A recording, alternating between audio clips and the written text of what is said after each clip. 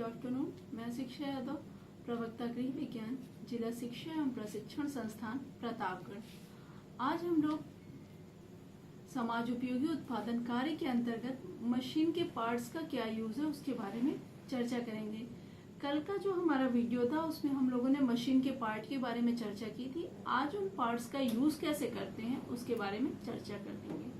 तो आइए हम लोग यहाँ पर देख लेते हैं कि जो मशीन के पार्ट्स होते हैं उनका हम यूज कैसे करते हैं। तो ये हमारे सामने एक मशीन रखी हुई है, उसमें अब मशीन के पार्ट्स का हम लोग सारे पार्ट्स का क्या यूज है उसके बारे में देखते हैं। पहला है ये आपका नेगल बार।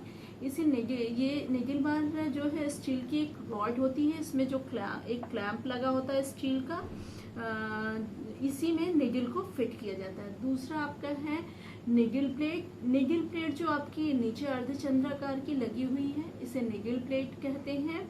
यहीं से सुई जो है निचले भाग में आकर फंदा बनाती है, इसी आपके नेगल प्लेट से। फिर आपका प्रेशर फुट। प्रेशर फुट जो होता है ये नीचे आपका ये स्टील के रॉड वो प्रेशर फुट नेगल बार में लगा होता है और ये वस्त्र को जो है अपने यथास्थान बनाए रखने में मदद करता है। ये आपका प्रेशर फुट है। प्रेशर फुट लिफ्टर है। ये प्रेशर फुट लिफ्टर जो है ये प्रेशर फुट को ऊपर उठाने और गिराने का काम करता है। ये पीछे साइड आप देखेंगे लगा हुआ है प्रेशर फुट लिफ्टर। फिर आपका दूसरा है फीड डॉग। फीड डॉग क्या है? फीड डॉग ये देखिए आपका जो ये नेगल प्लेट थी उसके नीचे लगा होता है फीड डॉग। ये क्या करता है? कपड़े को खिसकाने का कार्य ये फीड डॉग ही करता है। फिर आपकी है स्लाइड प्लेट। ये आप देख रहे होंगे एक स्क्वायर नहीं रेक्टेंगल कह सकते हैं, एक प्लेट लगी हुई है स्टील की जिसे स्लाइड प्लेट कहते हैं। इसे खिसका कर ही हम बॉबिन में धागा भरने का कार्य करते हैं। फिर आपका नीचे है थ्रेड टेंशन डिवाइस। ये थ्रेड टेंशन डिवाइस जो होता है ये यहाँ पर है। इसी थ्रेड टेंशन के डिवाइस से जो है ऊपर के धागे को हम जो है जो ऊपर का धागा है उसके दबाव को हम यहीं से सेट करते हैं। ये जो थ्रेड टेंशन डिवाइस है ये आप देख रहे हैं दो गोल क्या बोलते हैं गोल आपस में फेस करती हुई दो गोल प्लेटें लगी हुई, इसी के बीच से धागा निकालते हैं। ये ऊपर के धागे का जो रेगुलेशन है हम यहीं से करते हैं। फिर आपका है थ्रेड गाइड। थ्रेड गाइड यहाँ पर एक देखिए लगा होगा थ्रेड गाइड। इससे यहीं से होकर जो है धागा सुई में जाता है जो आगे धागे का संतुलन बनाए रखता है। ये आपका जो थ्रेड गाइड है। फिर आप देख रहे होंगे फ्लाई व्हील। ये स्टील का एक जो व्हील होती है इसे फ्लाई व्हील कहते हैं। ये मशीन को की गति इसी से होती है। आपकी फ्लाई व्हील से मशीन को गति मिलती है। फिर आप देख रहे होंगे स्पूल पिन। यहाँ पर ऊपर देख रहे हैं स्पूल पिन लगी, कई सारी लगी हुई हैं, एक दो और एक यहाँ नीचे लगी होंगी। स्पूल पिन से हम क्या करते हैं, इसी स्पूल पिन में हम रील को फंसा के आगे धागे का जो अरेंजमेंट है इसी रील को यहीं से फंसा के आगे का अरेंजमेंट हम धागे का सेट करते हैं। फिर आपका है बॉबिन बाइंडर। यहाँ पर आप देख रहे होंगे कल मैंने बताया था एक पार्ट होता है बॉबिन बाइंडर। इस बॉबिन बाइंडर का क्या काम होता है? इससे हम बॉबिन में धागा भरने का कार्य इस बॉबिन बाइंडर से ही करते हैं।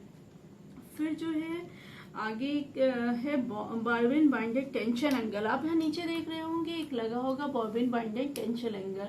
जो बॉबिन का धागा भरते हैं उसके लिए भी यहाँ पे एक स्पूल पिन लगा है। यहाँ से आप जो है रील को लगाकर और फिर यहाँ जो बॉबिन बाइंडर टेंशन एंगल है यहाँ से धागे को फंसाते हुए आगे बॉबिन बाइंडर तक बॉबिन में धागा फंसाकर बॉबिन के धागे को सही से भरने का कार्य ये बॉबिन बाइंडर टेंशन एंगल ही करता है।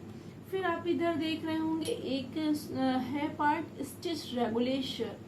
स्टिच रेगुलेशन जो है वो हम कपड़े के अकॉर्डिंग जो स्टिच की लेंथ है उसको यहीं से हम सेट करते हैं स्टिच रेगुलेशन से। ये देखिए हम कौन सा किस तरह का फैब्रिक है, कॉटन है या फिर आपका डेनिम है, जो भी फैब्रिक है उसके अकॉर्डिंग हम स्टिच को यहीं से रेगुलेट करते हैं। फिर आपका जो नेक्स्ट है ये तो मशीन का पार्ट हो गया।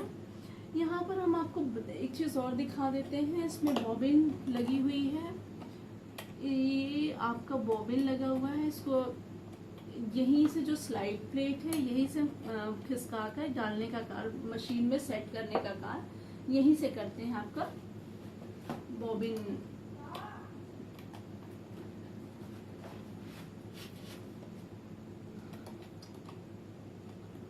इसको मैं आपको लगा के भी दिखा देती हूँ।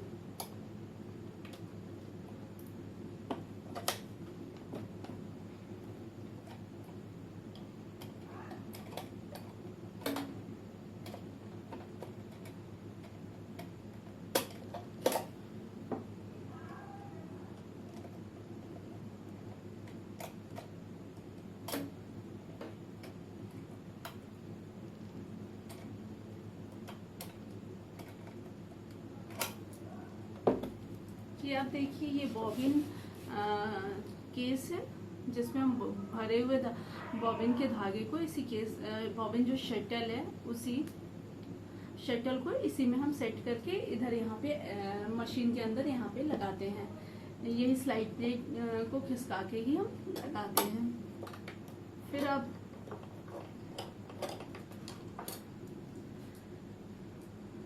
ये आपका शटल है, ठीक है। अब कुछ अभी मशीन के साथ कुछ एडवांस पार्ट भी आते हैं। जब हम मशीन जो हम अपने फैब्रिक्स पे कुछ एम्बेलिशमेंट करते हैं उसी के द्वारा ही करते हैं। जैसे रफलर, एक रफलर आता है। ये रफलर जो है प्रेशर फुट को रिमूव करके हटाकर रफलर को लगाया जाता है। रफलर का जो काम होता है वो होता है फैब्रिक पे चुन्नट देना या प्लेट्स रफलर की मदद से ही बनता है।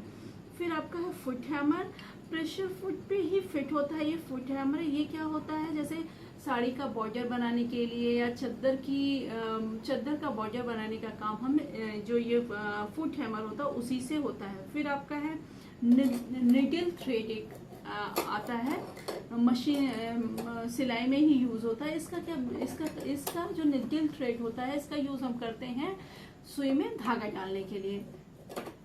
ये तो आज हमने मशीन के जो पार्ट्स हैं उनका यूज क्या है उसके बारे में चर्चा की, और आपको मशीन पे धागा डालने का भी हम कर देते हैं। यहाँ पर मेरे पास एक शटल है, उससे मैं आपको दिखा देती हूँ। यहाँ पे जो